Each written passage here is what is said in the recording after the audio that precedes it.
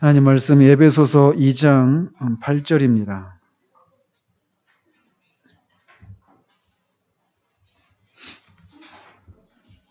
에베소서 2장 8절 한 절만 보도록 하겠습니다. 같이 읽도록 하겠습니다. 2장 8절 한 절만. 시작. 너희는 그 은혜에 의하여 믿음으로 말미암아 구원을 받았으니 이것은 너희에게서 난 것이 아니요 하나님의 선물이라. 아멘. 우리가 지금 회심에 있어서 절대적이고 필수적인 요소들이 있다고 했습니다. 몇 가지가 있다고 그랬죠? 두 가지가 있다고 그랬습니다. 하나가 회개, 하나가 믿음입니다. 그래서 지난주에는 회개에 대해서 우리가 살폈죠.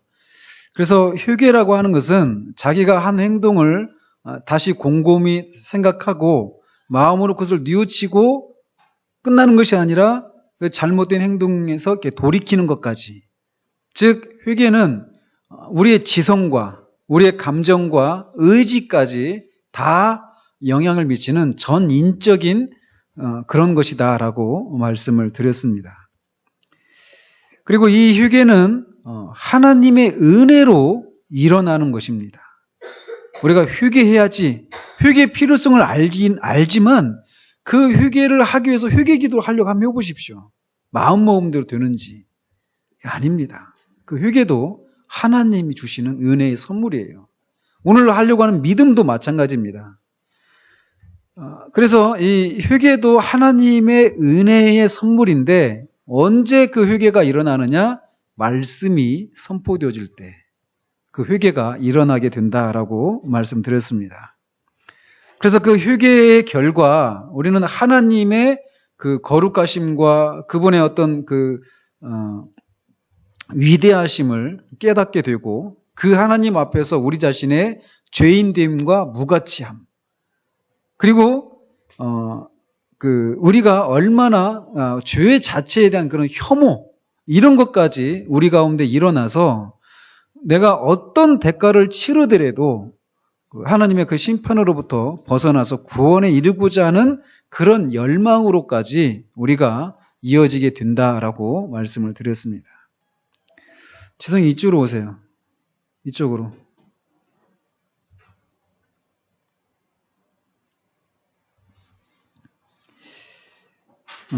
그래서 이런 것이 이제 회개에 대해서 우리가 대략적으로 살펴봤던 대략적인 것들인데 오늘은 이 회심에 있어서 필수적인 요소인 믿음에 대해서 살펴보도록 하겠습니다. 그러니까 회개와 회심을 헷갈리면 안 돼요. 회심 안에 회개와 믿음이 있는 겁니다. 그래서 이 회심에 있어서 필수적인 요소인 믿음에 대해서 우리가 살펴보는데 성경에 보면 이 믿음에 대한 것들이 성경 전반에 걸쳐서 많이 나오고 있습니다. 왜 그러느냐? 우리에게 주어지는 그 구원의 모든 복이 믿음에 의해서 우리에게 전달되기 때문에 성경에 믿음이라고 하는 이런 단어들이 많이 등장하고 있다는 것이죠. 그래서 우리가 믿음으로 구원받잖아요. 그죠? 근데 믿음으로 성화가 이루어집니다. 여러분들 이것 아십니까? 믿음으로 우리가 성화를 이룬다라고 하는 거? 나중에 성화를 할 때 살펴보겠지만 이것도 우리가 많이 듣지 못하고 놓치고 있는 그런 부분이기도 합니다. 믿음으로 의롭다 여김을 받을 때만 믿음으로 의롭다 여김을 받는 것, 죄사함을 받는 것이 의롭다 여김을 받는 것은 죄사함을 받는 겁니다. 그래서 하나님이 더 이상 우리에게 죄에 대한 책임을 물으시지 않는 상태를 말하는 것인데 그렇게 되는 것은 우리의 믿음으로 되는 거예요. 근데 믿음이 그때만 적용되는 것이 아니라 우리가 주님을 닮아가고 죄를 이기고 거룩한 삶을 살아가는 이런 성화의 삶을 살아가는 데 있어서도 믿음으로 되어지는 거란 말이죠. 그래서 이렇게 믿음으로 구원받고 믿음으로 성화되고 또 우리가 일상의 삶을 살아가는 것 자체가 믿음으로 살아가는 거예요. 우리가 그래서 신앙생활한다 이렇게 얘기하잖아요. 신앙생활. 신앙이 뭡니까? 믿을 신자 바라볼 앙자예요. 믿고 바라는 거예요. 뭘 믿고 바라요? 누구를 믿고 바라는 겁니까? 하나님을 바라보는 거예요. 하나님을 믿고 바라는 거예요. 그래서 신앙생활하는 게 뭐냐? 믿고 바라는 삶을 살아가는 거예요. 믿음으로 살아가는 겁니다. 그게. 그래서 이 믿음이라고 하는 것이 우리가 죄사함을 받고 성화를 이루고 우리의 그런 그 신앙생활을 해나가는 데 있어서 그 모든 것들이 다 믿음으로 되어지는 것들이란 말이죠. 그렇기 때문에 성경에서는 믿음이라고 하는 이런 것이 성경 전반에 걸쳐서 자주 등장하고 있다라고 말씀드릴 수 있습니다. 그런데 이제 실제로 이렇게 교회사를 살펴보면 믿음에 대한 수많은 논쟁이 있어 왔다라는 거예요. 오늘 또 이제 믿음으로 구원을 받는 이 문제를 가지고 다룰 때 여기서도 사탄이 교회 안에서 혼란을 일으키고 그래서 교회가 이제 이 부분에서 잘못된 그런 생각을 가지게 돼서 영원히 이렇게 멸망으로 이르게 되는 그런 일들에 대해서 우리가 살펴볼 겁니다. 그래서 이 원수 마귀, 교회 원수인 마귀가 진리의 다른 어떤 항목보다도 믿음에 대해서 많이 공격해 왔기 때문에 교회사적으로 보면 믿음에 대한 많은 논쟁이 있어 왔다라는 거예요. 사실 종교개혁 루터가 믿음으로 말미암아 구원을 받는다라고 하는 이 이신칭의의 이 교리를 재발견했잖아요. 없는 것을 그가 발견한 것이 아니라 이미 있었던 것을 새롭게 발견한 겁니다. 그래서 사실 종교개혁도 어떤 의미에서는 믿음에 대한 위대한 교리를 재발견하고 재정의한 것일 뿐이다. 이렇게 말할 수 있을 정도로 믿음이라고 하는 것이 그렇게 중요한 그런 요소다라는 것이죠. 그래서 믿음이 그럼 뭐냐라고 물을 때 믿음은 그리스도 예수 안에 있는 모든 구원이 우리에게 들어와 우리의 것이 되도록 하는 도구 또는 통로를 믿음이라고 하는 겁니다. 그러니까 그리스도를 통해서 이루어진 그 모든 구원에 속한 복들이 있잖아요. 죄사함, 양자, 성화, 이런 다른 모든 복들. 이 복들이 어떻게 우리에게 주어지느냐? 믿음으로 그런 것들을 우리가 받는단 말이에요. 그래서 믿음이 바로 그런 것이라는 것이죠. 믿음은 우리 주님이시며 구세주이신 예수 그리스도 안에 존재하는 그 모든 충만함에 우리를 연결시켜 주는 것입니다. 그것이 믿음의 본질이에요. 그런데 성경에 보면 믿음이라고 하는 단어가 많은 의미를 포함하고 있습니다. 아주 포괄적인 그런 의미를 포함하고 있단 말이죠. 그런데 이제 오늘 우리가 살펴보려고 하는 것은 이 구원 얻는 믿음이라고 하는 것에 이렇게 제한해서 국한해서 그 의미를 살펴보도록 하겠습니다. 근데 이제 여기서 잠깐 구원 얻는 믿음 또는 구원하는 믿음이 아닌 다른 의미의 믿음에 대해서 두 가지만 살펴보고 넘어가도록 합니다. 먼저 성경에서 믿음이라고 말할 때 이제 믿음으로 구원받는다라고 하는 이 구원하는 믿음이 아닌 다른 의미로 사용되어지는 믿음이 있단 말이죠. 그 중에 하나가 무엇이냐면 은사로서의 믿음입니다. 믿음이 은사로서 방언의 은사, 신유의 은사 이런 얘기 하잖아요. 그런 것처럼 믿음이 그런 여러 성령의 은사 중에 한 가지로 우리에게 주어지는 것이다라고 얘기하는 그런 구절이 있다라는 것이죠. 한번 고린도전서 12장 한번 보시기 바랍니다. 고린도전서 12장 8절에서 10절까지 한번 보십시오. 같이 한번 읽겠습니다. 시작. 어떤 사람에게는 성령으로 말미암아 지혜의 말씀을, 어떤 사람에게는 같은 성령을 따라 지식의 말씀을, 다른 사람에게는 같은 성령으로 믿음을, 어떤 사람에게는 한 성령으로 병 고치는 은사를, 어떤 사람에게는 능력 행함을, 어떤 사람에게는 예언함을, 어떤 사람에게는 영들 분별함을, 다른 사람에게는 각종 방언 말함을, 어떤 사람에게는 방언들 통역함을 주시나니.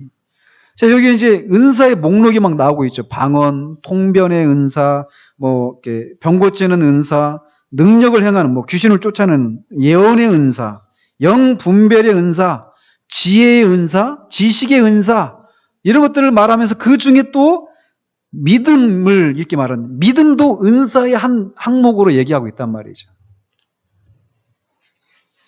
그래서 여기서 말하는 믿음이라고 하는 것이 구원하는 믿음을 말하고 있지 않다라는 것이에요. 왜냐하면 모든 그리스도인은 구원하는 믿음을 이미 가지고 있기 때문에 여기서 지금 이걸 말하고 있는 것이 아니란 말이죠. 이것은 하나님이 성령을 통해서 주시는 특별한 능력으로서의 은사를 말하는 것입니다.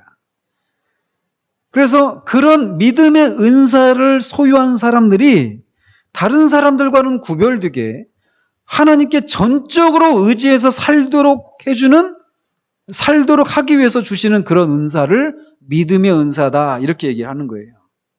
그래서 여러분들이 나중에 이런 분들의 그 전교도 한번 읽어보십시오. 5만 번 기도에 응답받은 조지 뮬러랄지, 또는 중국의 그 내지 선교의 그 선교사였던 허드슨 테일러, 이런 분들, 리자 홀즈도 마찬가지고, 이런 분들 한번 읽어보십시오. 그러면은 그분들의 그 삶이 보면은 믿음으로 이렇게 그 삶을 살아가는 것들을 보게 됩니다. 어떤 필요가 있는데 아무한테도 얘기하지 않고 하나님 앞에 이렇게 기도하고 하나님께서 기다리는 것이죠. 그러면은 기가 막힌 방식으로 어떤 식으로든지 하나님께서 그것에 대해서 이렇게 응답해 주시는 그런 필요들을 채워주시는 이런 것들을 그들이 이렇게 보거든요. 근데 그들의 삶이 다 그렇게 살아갑니다. 어쩌다가 이런 것이 아니라 모든 것을 그렇게 살아가는 거예요. 그러니까 그분들 같은 경우는 이런 식으로 믿음의 은사를 가지신 그런 분들이셨죠. 이렇게 믿음이 어떤 영적인 은사로서 이렇게 언급되어지는 그런 구절도 있다라는 거예요. 구원하는 믿음으로서의 그런 믿음이 아니라, 또 어떤 부분에서는 믿음이 성령의 열매를 의미하는 경우도 있습니다. 성령의 열매가 몇 가지죠?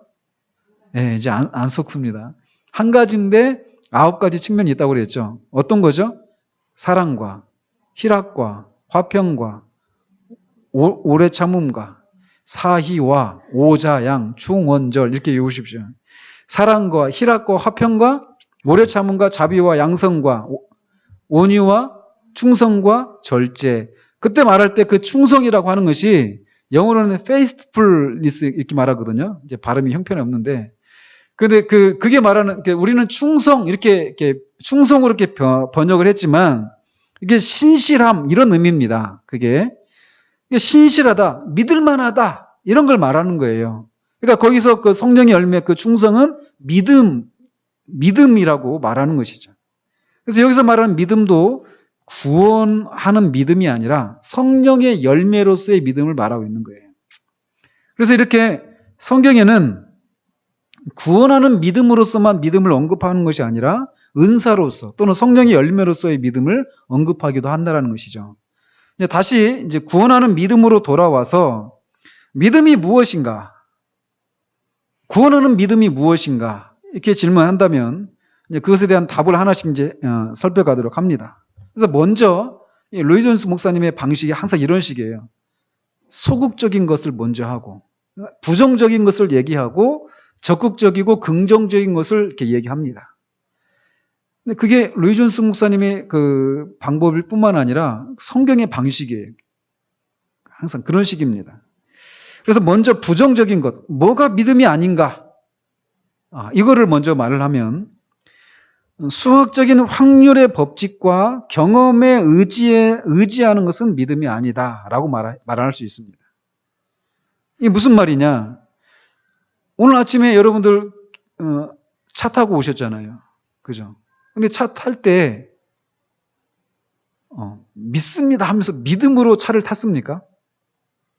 근데 차를 타실 때 여러분들이 통상적으로 이 운전하는 사람의 차를 타면 사고가 나지 않고 내가 원하는 목적지에 내가 무사히 갈 수 있다, 이런 것들을 경험을 통해서도 우리가 많이 얻었고, 경험을 통해서 이렇게 우리가 축적됐고, 또 실제로 운전을 수백 번 수천 번 했지만 거의 사고가 나지 않았던, 그런 수학적으로 그런 통계를 확률적으로 보면 그런 사고가 일어나지 않았기 때문에 우리가 차를 타고 안심을 하고 이렇게 차를 타고 오는 거잖아요.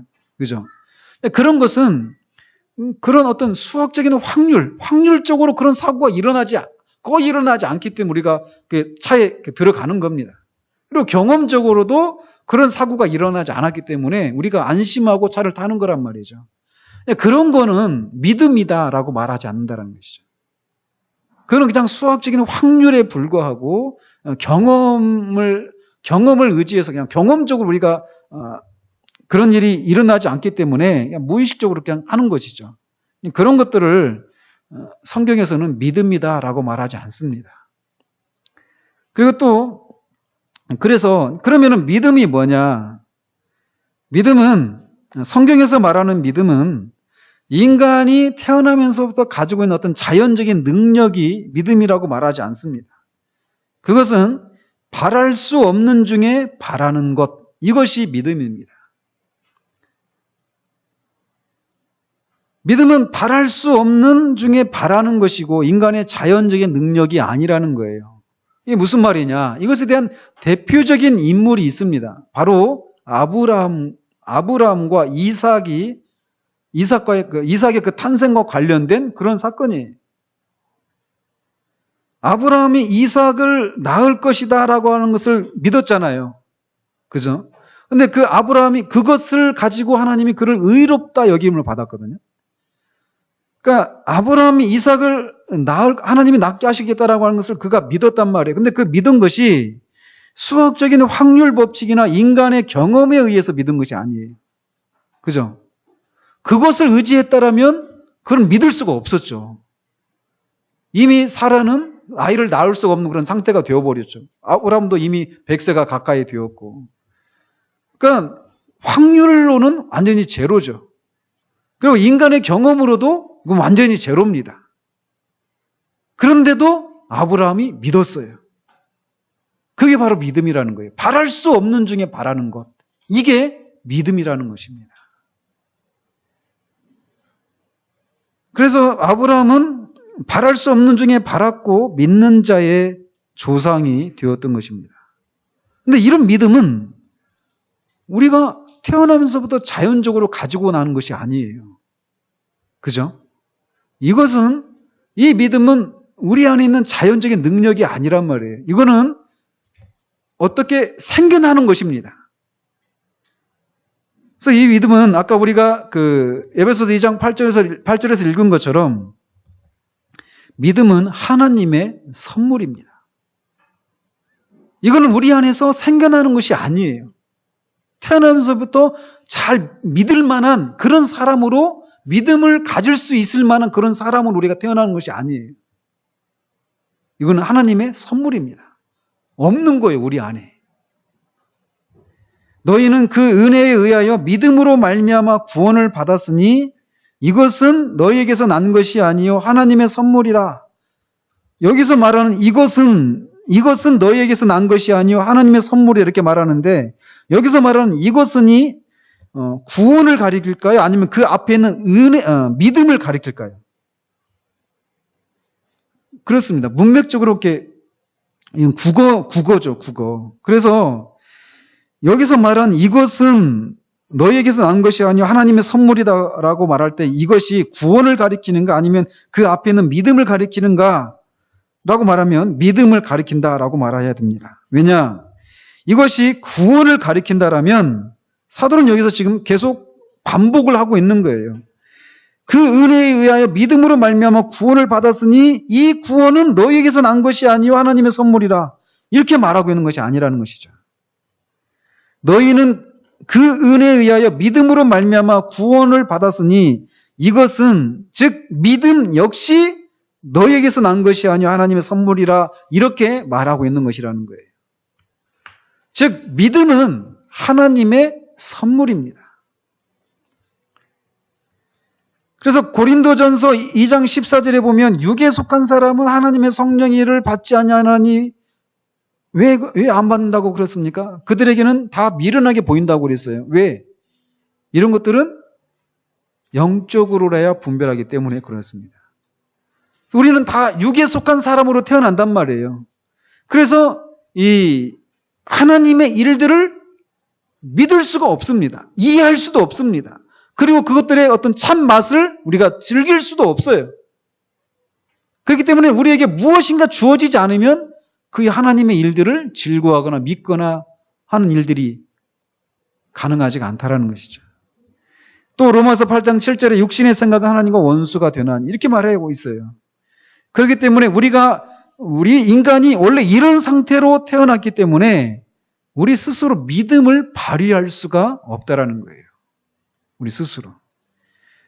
다시 말해서 이 믿음의 씨는 중생 때, 거듭날 때에 우리 안에 심어지고 효력 있는 부르심에 의해서 활동하도록 부르심을 받게 된다는 거예요. 믿음은 하나님의 선물입니다. 그러니까 어때요? 아까 읽지 않았지만 우리가 자랑할 때가 없다라는 거예요. 그러니까 우리가 막 복음을 전하면 나는 이제 믿어져요. 믿고 구원을 받고 막 그런데 누군가한테 복음을 전하면 우리는 너무 분명한데 그걸 막 못 믿고 받아들이지 않는 이런 거 보면서 막 답답해하고, 그죠?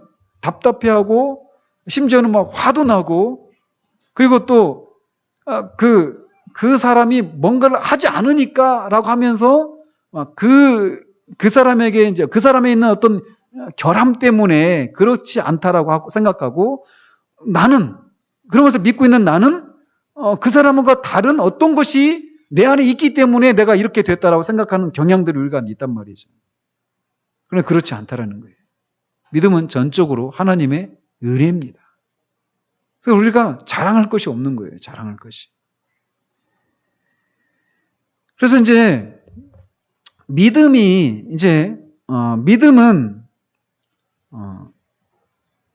궁극적으로 우리가 성향이라고 불러봤던 것에 의해서 지배가 된다라고 얘기를 합니다. 성향이 뭐라고 그러죠? 성향? 영혼의 기능이 있다고 그랬잖아요. 5가지 있다고 그래요. 지성과 양심과 감정과 의지와 또 하나 뭐 있죠? 그런 것들 얘기했는데, 그 영혼의 기능을 지배하는 그 배후에 있는 것이 성향이라고 했어요. 그죠? 그래서 똑같이 그 사람의 성향이 성령에 의해서 거듭나서 새로운 본성을, 새로운 성향을 가지지 않으면 똑같은 이성과 똑같은 어떤 능력을 가진 두 사람이 있는데, 어떤 사람은 그 사람이 하는 일이 하나님을 위한 일이 되고, 어떤 사람은 자신의 영광을 위한 일이 되어버리는, 이런 일이 왜 일어나느냐? 똑같은 영혼의 기능을 가지고 수행하는데 왜 그런 다른 결과들이 일어나느냐? 그 영혼의 기능을 수행하고 지배하는 그 성향이 어떠한가에 따라서 그런 일들이 일어난다라고 얘기를 했잖아요. 그러니까 성향은 우리 영혼을 지배하는 그 무엇입니다. 근데 믿음이 바로 그렇게 우리 영혼의 기능을 지배하는 성향이라고 불렀던 이런 것들에 이렇게 지배가 된다라는 거예요. 그러니까 이게 무슨 말이냐? 우리가 믿음을 갖고 있는가 아닌가를 결정하는 것은 우리의 근본적인 성향의 문제라는 거예요. 그러니까 우리의 근본적인 성향이 바뀌지 않는 한 우리는 믿음이라고 하는 것을 가질 수가 없다라는 것이죠. 그러니까 우리가 갖고 있는 어떤 타고난 어떤 기능들 있잖아요. 지성과 감정과 의지, 이런 인격의 그런 영혼의 기능들, 이런 것들에 의해서 우리가 믿음을 갖느냐 갖지 않느냐. 그러니까 지성이 뛰어나다든지, 어떤 종교적인 심성이 뛰어나다든지, 어떤 내가 마음 먹으면 나는 그리스도인의 삶을 살 수 있어. 그런 의지가 강한 사람이니까. 이런 것들에 의해서 믿음이 생겨나고 믿음이 생겨나지 않는 것이 아니라는 거예요. 믿음이 생겨나느냐 생겨나지 않느냐를 결정짓는 게 뭐라고요? 성향입니다. 성향.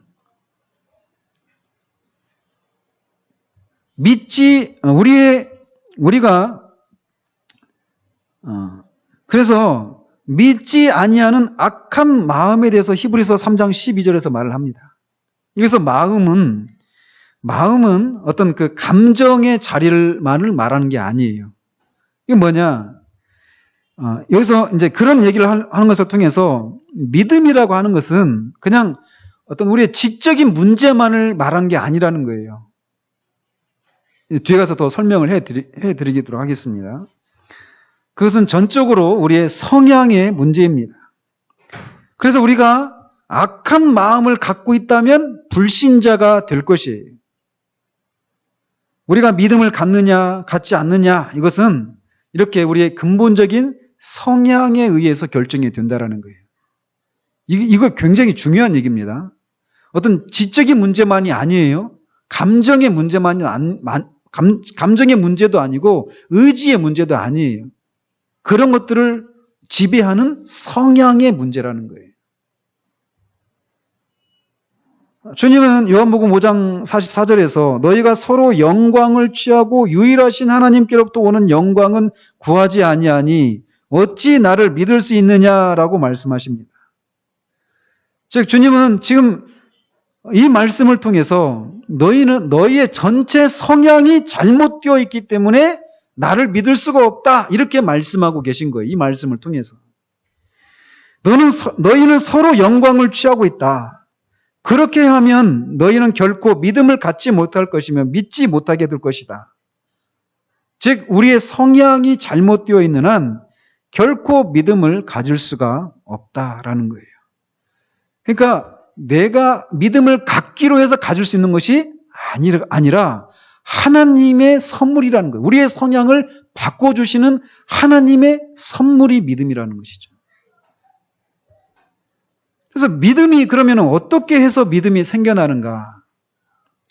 회개가 어떤 때 회개가 일어난다고 했죠? 하나님의 말씀이 선포될 때. 그죠? 마찬가지로 믿음도 하나님의 말씀에 의해서 생겨납니다. 즉 믿음은 진리를 통해서 생겨나는 거예요. 마태복음 28장 19절에서 그러므로 너희는 가서 모든 민족을 제자로 삼으라 라고 말씀하십니다. 그런데 어떻게 모든 민족을 제자로 삼을 수 있습니까? 어떻게? 그들에게 20절에 그렇게 말하고 있어요. 내가 너희에게 분부한 모든 것을 가르쳐 지키게 하라 이렇게 말하고 있어요. 즉 그들에게 어떤 정보를 주고 말씀을 선포하고 그들 앞에 어떤 진리를 제시해주고 가르쳐서 그들이 믿고 제자가 될 수 있도록 하라는 것이죠. 그러니까 믿음이 하나님의 말씀을 들음으로 믿음이 생겨나는 거예요. 그래서 다메섹 도상에서도 바울이 주님을 만나고 주님으로부터 바울이 어떤 사명을 이렇게 부여받잖아요. 그 사명이 뭐였냐면 바울이 이스라엘과 이방인들에게 보내지는 것이었습니다. 무엇을 위해서 그가 그들에게 보내졌는가? 그 눈을 뜨게 하기 위해서예요. 이스라엘과 이방인들의 눈을 뜨게 하기 위해서. 물리적인 어떤 이 눈이 아니라 육적인 눈이 아니라 영적인 눈을 말하는 것이겠죠. 그것을 위해서 그가 해야 되었던 것이 뭐냐면 그 사람들을 가르치는 일이에요. 그러니까 지금 이런 일들이죠. 그러니까 설교하고 공부하고 이런 것들이에요. 이런 것을 가르치고 선포하고 가르치는 것을 통해서 그들이 사탄에게 속박되어 있다는 것과 그들을 기다리고 있는 끔찍한 운명을 그들에게 보여줘야 한다는 것이죠. 그래서 믿음이 이렇게 하나님의 말씀을 들을 때 일어나는데 그것에 대한 가장 고전적인 본문이 있다라면 로마서 10장 17절일 거예요. 한번 보시기 바랍니다. 로마서 10장 17절.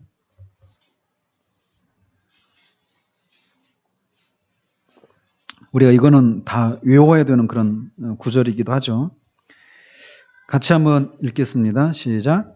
그러므로 믿음은 들음에서 나며 들음은 그리스도의 말씀으로 말미암았느니라. 너무나 분명하죠? 믿음이 그리스도의 말씀을 들음으로 말미암는다라고 말하고 있어요. 이렇게 믿음은 하나님의 말씀에 의해서, 진리에 의해서 또는 복음에 의해서 선포된 메시지에 의해서 불러일으켜집니다. 그렇기 때문에 바울은 디모데에게 말씀을 전파하라. 때를 얻든지 못 얻든지 말씀을 전파하라고 얘기를 하고 있는 겁니다. 그렇게 말씀을 전파할 때 믿음이 생겨나는 거예요. 이렇게 믿음은 언제나 말씀에 의해서 생겨납니다. 자, 그러면은 믿음이라고 하는 것은 어떤 것으로 이렇게 구성이 되어 있는가? 이 주제는요, 제가 이렇게 준비를 하는데 다음 주까지 해야 될 얘기입니다. 이 믿음이라고 하는 것이. 왜냐하면 이 믿음에 대해서 우리도 모르게 잘못된 생각을 갖고 있는 사람들이 교회 안에 많습니다. 안타까운 일이에요. 그래서 이 믿음이 무엇으로 구성되었는가, 이런 거 다 하나하나가 다 중요한데, 첫 번째, 믿음에는 무엇보다도 신념이 포함됩니다. 신념이 뭐냐면, 진리에 대해서 동의하는 거예요. 나는 이런 것들을 믿는다 라고 말하는 그 내용 있죠? 이런 것들을 신념이라고 말을 합니다. 즉 우리 앞에 제시된 그런 하나님의 말씀에 대한 동의, 이게 바로 신념이라는 거예요. 그러니까 근데 이것은 그냥 막연하고 일반적이고 피상적인 동의가 아닙니다. 그러니까 예수님이 십자가에서 죽으시고 다시 살아나셨습니다. 그리고 그걸 믿는 자마다 죄 용서를 해주시고 거듭나고 새 생명을 주시고 하나님의 자녀 삼아 주십니다. 이런 내용들을 우리가 들었다 합시다. 그럼 내가 그것에 대해서 나 그것을 믿습니다. 나 그것을 동의합니다. 그것이 진리라고 믿습니다. 이렇게 말할 때 그런 지적인 내용들에 대해서 동의하는 것, 이런 요소들이 반드시 믿음의 요소에 포함되어 있다는 거예요. 그냥 덮어놓고 믿어. 뭘 믿는지 모르는데 아무튼 믿어. 이게 아니라는 거예요. 근데 이런 게 교회 안에 많습니다. 뭘 믿는지 몰라요. 근데 그거는 믿음이 없는 겁니다. 믿음에는 반드시 이런 신념이라고 하는 요소가 포함되어 있기 마련이거든요. 그래서 히브리서 11장 13절에 보면 믿음의 사람들이 나오는데 거기서 그 사람들에 대해 이렇게 말을 하고 있어요. 이 사람들은 다 믿음을 따라 죽었으며 약속을 받지 못하였으되 그것들을 멀리서 보고 환영했다 이렇게 말하는데, 이 정확한 영어 표현을 보면 확신했다 이렇게 말하고 있습니다. 환영했다, 이 말이 확신했다 이렇게 번역될 수 있단 말이죠. 즉 그들은 이 일을 확신했다라는 거예요. 우리가 믿음이 신념을 의미한다라고 말할 때 그것은 단순히 진리에 대한 인식 혹은 그에 대한 동의만을 의미하는 것이 아니라 그것을 확신하는 것, 이게 포함이 된다는 거예요. 그러니까 예수님이 십자가에 죽고 다시 살아나셨다, 이런 내용들에 대해서 우리가 정보로서만 알고 나 그래요, 그런 일이 있었다고 난 믿어요, 거기서 멈추는 게 아니라는 거예요. 그것을 확신하는 겁니다. 그것이 반드시 있었었고 또 있어야만 된다는 거예요. 그리고 그 일은 반드시, 그렇게 예수님을 믿는 자들은 반드시 죄 용서를 받아야 된다라고 하는 것을, 받아야 된다, 될 수밖에 없다라고 하는 것을 내가 확신하는 것, 이게 믿음의 첫 번째 요소라는 거예요. 신념이라고 할 때. 아시겠죠? 지적인 동의 정도가 아니라는 거예요. 왜 이런 얘기를 하느냐? 뒤에서 살펴보겠지만 진리에 그냥 지적으로 동의하는 거, 이런 믿음을 뭐라고 하는지 아십니까? 역사적인 믿음이다 이렇게 말을 합니다. 근데 그 믿음은 구원 얻는 믿음이 아니에요. 그래서 이 믿음의 첫 번째로는 이 지적인 요소인 이 신념이라고 하는 것이 반드시 있다라는 것을 우리가 알아야 되고, 또 두 번째 요소는 어떤 것이 있냐면 믿음에는 기꺼이 자신을 드리는 신뢰의 요소가 포함된다는 거예요. 신뢰하는 겁니다. 믿음은 단지 지적인 동의가 아니라는 거예요. 아까도 인용해드린 대로 그 믿음의 사람들이 다 그것을 보고 확신하고 그것을 따랐습니다. 신뢰했단 말이에요. 자신의 삶을 거기에 바쳤단 말이죠. 믿음 안에는 이렇게 반드시 신뢰 요소가 있다라고 하는 것을 우리가 알아야 됩니다. 종종 사람들이 신념의 요소만 인식할 뿐 신뢰가 결정적으로 중요하다는 사실을 인식하지 못하기 때문에 영적인 생활에 문제가 일어나요. 그러니까 구원 얻는 첫 번째 단계뿐만 아니라 구원 얻는 사람이 믿음으로 살아가잖아요. 근데 그 과정에서도 신뢰가 없는 거예요. 먼저 그 나라와 그 일을 구하라. 그리하면 이 모든 것을 너에게 더하시리라. 이게 하나님 말씀하셨단 말이에요. 근데 난 그거 믿어요. 지적으로 동의합니다. 그러나 거기에 내가 신뢰하는 것이 있어야 되는 거예요. 거기에 나를 맡기는 겁니다. 나를 내어드리는 거예요. 그러니까 이런 것이 없는 이런 부분에, 그러니까 이런 일에 있어서 문제가 생긴다는 것이죠. 믿음에 있어서는 반드시 신뢰라고 하는 요소가 있다라는 거예요. 신뢰라고 하는 요소가. 그러니까 일종의 그런 거죠. 그 사울이 이제 블레셋 사람들이 쳐들어왔는데 사무엘이 일주일 만에 오겠다라고 했는데 안 왔잖아요. 일주일째 막 다 돼가는데. 근데 말한 대로 일주일째 되는 날 왔거든요. 오기는. 그런데 사람들은 막 점점 줄어들어가고 막 그 해변에 모래같이 많은 그 블레셋 사람들이 왔는데 고작 600명 정도밖에 없는 거예요. 군대가. 얼마나 불안하고 두렵겠습니까? 근데 오겠다고 했던 사무엘은 안 오고. 근데 그 사무엘이 오겠다라고 한 그 말을 그가 믿고 신뢰했다라면 기다려야 되는 것이죠. 거기에. 막 환경은 어때요? 점점 막 사람들은 흩어져 가고 줄어들어 가고. 믿음에는 그렇게 신뢰의 요소가 반드시 포함되어 있다는 거예요. 그리고 세 번째로는 믿음에 헌신의 요소가 포함되어 있습니다. 우리는 이것들을 신뢰할 뿐만 아니라 또한 자신을 드린다라는 것입니다. 아까 그 히브리서 11장에 나왔던 그 사람들이 그것들을 약속을 받지 못하였을 때 그것들을 멀리서 보고 확신했다라고 말했는데 거기서 끝인 것이 아니라 땅에서는 외국인과 나그네임을 증언했다라고 얘기하고 있습니다. 즉 자신들이 천성을 향해서 가는 사람이다. 하나님이 계신 영원한 도성을 자신의 본향으로 생각하고 그것을 소망하며 가는 사람이다. 이렇게 자기가 나는 그런 사람이라고 믿는다라면 그것이 실제 삶을 통해서 이렇게 땅에서는 외국인과 나그네로 살아가는 그런 삶의 실증이 드러나게 되어 있었다는 것이죠. 이렇게 믿음에는 헌신의 요소가 반드시 포함되어 있다는 거예요. 그래서 로마서 10장의 표현처럼 그들은 하나님을 부릅니다.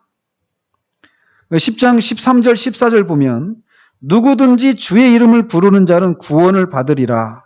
그런즉 그들이 믿지 아니하는 이를 어찌 부르리요? 이렇게 말을 하고 있는데 그들이 하나님을 부른다라고 얘기하고 있습니다.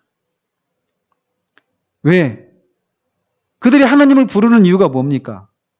하나님을 신뢰하니까 하나님을 부르는 거예요. 하나님이 자신을 구원해 줄 수 있는 분이다 하는 것을 신뢰하니까 하나님을 부른다라는 것이죠.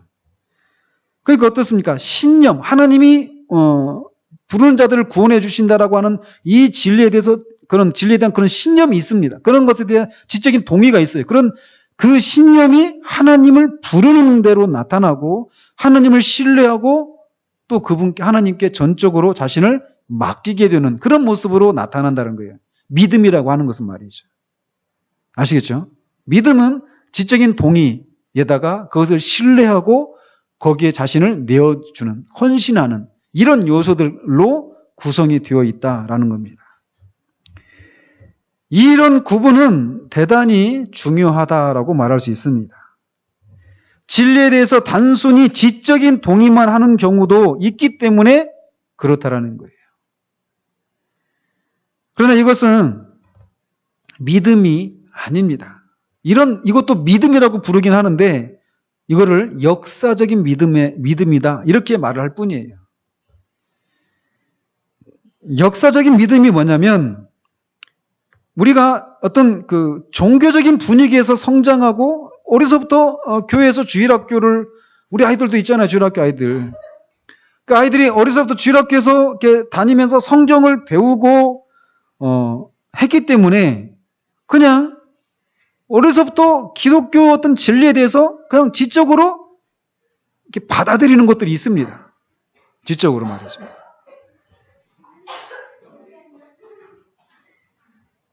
근데 거기에는 어떤 신뢰나 헌신의 요소가 없는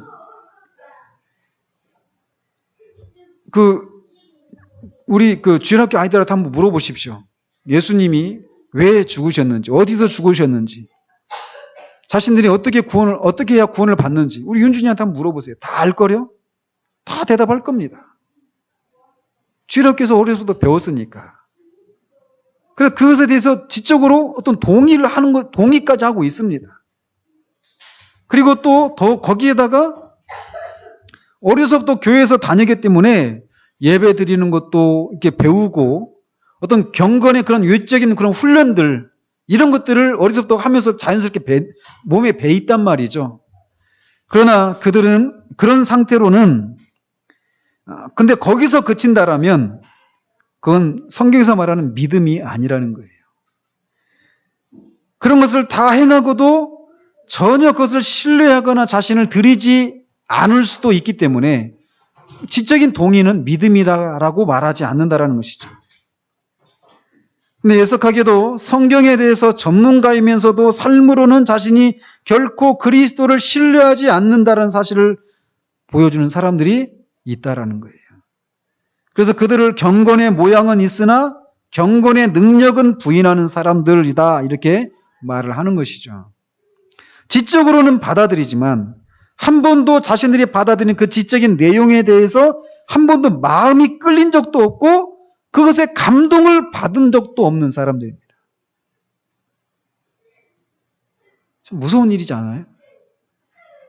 오래 다니면은 그것들을 쌓여서 내 안에 갖고 있어요. 근데 그것이 그 진리에 내가 마음이 끌리고 감동을 받는 그런 적이 없어요. 이건 단지 감정의 문제만이 아닙니다. 그래서 이런 어떤 믿음이 단순히 어떤 지적인 동의가 아니다. 거기에는 신뢰와 헌신이라고 하는 요소까지 다 포함되어 있다. 이렇게 하면서 예화를 많이 들잖아요. 여기는 이제 어떤 로이 존스 목사님은 이제 그런 널빤지를 이렇게 널빤지 판자떼기 있잖아요. 그걸 타고 막 이렇게 파도를 소용돌이 치는 그 물 위를 건너 다닐 수 있는 그런 사람에 대한 예화를 이렇게 드는데 이런 예화를 들 때 많이 들었던 예화가 생각나시죠? 뭐 나이아가라 그 폭포에 이쪽 계곡에서 저쪽 계곡까지 이 외줄 이렇게 딱 설치해 놓고 그 위에서 자전거로 이렇게 자전거 타는 사람 있잖아요. 외발 그 자전거. 그 안에서 아시죠? 그 얘기 많이 들으셨죠? 근데 그 사람이 진짜 막 이쪽 계곡에서 저쪽 계곡까지 그 긴 장대 하나 들고 막 수천 길 떨어지는 그 위를 밧줄 위를 막 자유롭게 왔다 갔다 한단 말이죠. 그래서 사람들이 다 박수치고 어떤 그 사람이 딱 내려가지고 물었다라는 것이죠. 내가 이쪽에서 저쪽으로 갈 거를 확실히 믿느냐? 믿는다. 내가 절대 떨어지지 않을 거라는 걸 믿느냐? 당신은 반드시 할 거다. 그럼 나한테 업히겠느냐? 그래서 나랑 같이 가겠느냐? 아무도 안 해요. 그게 신뢰와 헌신의 요소란 말이죠. 내가 그 사람이 그렇게 한다는 것을 믿어요. 그러나 거기에 나를 맡기질 않습니다. 그러니까 교회를 다니면서 예수 그리스도가 하신 일들에 대해서 수없이 귀에 못이 박히도록 들었어요. 그리고 난 그걸 동의한다라고 해요. 그런데 거기에 자신의 삶을 내어주는 것이 없어요. 그분을 신뢰하고 그분을 붙들고 자신을 완전히 내어주는 것이 없는 거예요. 그거는 믿음이 없는 겁니다. 그냥 지적인 어떤 정보로서의 지식만 가지고 있을 뿐입니다. 그런 거는 역사적인 믿음이라고 하는 거예요. 그런 거를. 그렇기 때문에 이 믿음이 이런 것으로 구성되어 있다라고 하는 것을 신념과 신뢰와 헌신이라고 하는 것으로 구성되어 있다는 것을 아는 것은 굉장히 중요하다라는 거예요. 한번 보십시오. 주변에 얼마나 이런 상태 가운데 머물리는 사람들이 많은지. 또는 기적적인 믿음 이런 것도 있습니다. 여기서는 뭐 다루고 있지는 않지만 기적을 체험했습니다. 그러나 구원의 일은 이루지 못해요. 제가 그랬었거든요. 기도받다가 나았단 말이에요. 그런 기적을 경험했단 말이죠. 그러나 제 영혼은 구원받지를 못했어요. 이런 거는 구원 얻는 믿음이 아니란 말이죠. 그냥 하나님이 기적을 베푸시는 분이시구나 믿습니다. 근데 그분께 내 삶을 다 맡기느냐? 완전히 그분을 붙드느냐? 신뢰하느냐?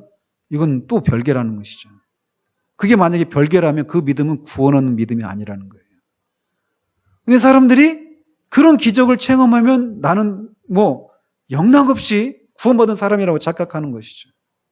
근데 그의 삶이 그런 요소가 없다라면 그거는 구원 얻는 믿음이 아니란 말이에요.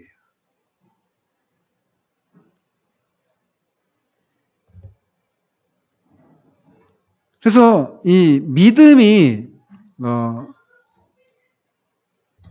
저번에도 말한 것처럼 회심에 있어서도 일시적인 회심과 이 거짓 회심이 있다라고 말했던 것처럼 믿음에 있어서도 일시적인 믿음 또는 방금 살펴본 역사적인 믿음이 있다라는 거예요. 그렇기 때문에 우리 안에 있는 어떤 것이 믿음과 연관되어 있는가를 아는 것은 굉장히 중요합니다. 즉 믿음이 우리의 무엇과 관련이 있는가라는 거예요. 이거는 똑같은 질문입니다. 회개가 어떤 것과 연관이 되어 있는가? 우리의 지성과만 회개가 연관이 되어 있는 거 아니죠? 그죠? 그러니까 그런 것처럼 회개는 어때요? 회개가 우리 지성과 감정과 의지, 우리의 전인과 관련이 되어 있는 것처럼 믿음도 마찬가지라는 겁니다. 믿음도 우리의 전인, 즉 지성과 마음과 의지와 연관이 되어 있다는 거예요. 그래서 믿음은 그냥 이렇게 가방에 짊어지고 다니다가 그 필요할 때마다 그런 것을 꺼냈다가 다시 집어넣는 이런 식의 것이 아니라는 겁니다. 믿음 우리 전체를 사로잡는 것이라는 거예요. 그래서 첫 번째로 믿음은 지성과 관련이 되어 있습니다.